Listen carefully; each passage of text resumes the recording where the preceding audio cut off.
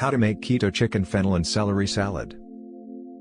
The ingredients: 10-ounce boneless, skinless chicken breast, salt and pepper to taste, 1 tablespoon ghee, 1 medium fennel, 2 medium celery, 4 tablespoon mayonnaise, 1 teaspoon lemon juice, 1 teaspoon Dijon mustard, 1 tablespoon fresh dill, chopped. The preparation: 1. Measure out and prepare all of the ingredients. 2. Season the chicken with salt and pepper. 3. In a frying pan over medium heat, add the ghee and allow it to melt. 4.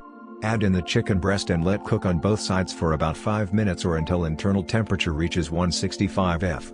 Set aside. 5. Slice the fennel and celery. 6.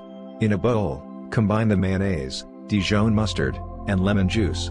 Stir together to combine well. 7. Add the fennel and celery to a bowl.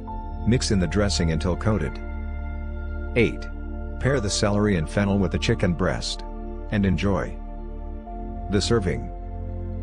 This makes a total of 2 servings of keto chicken fennel and celery salad.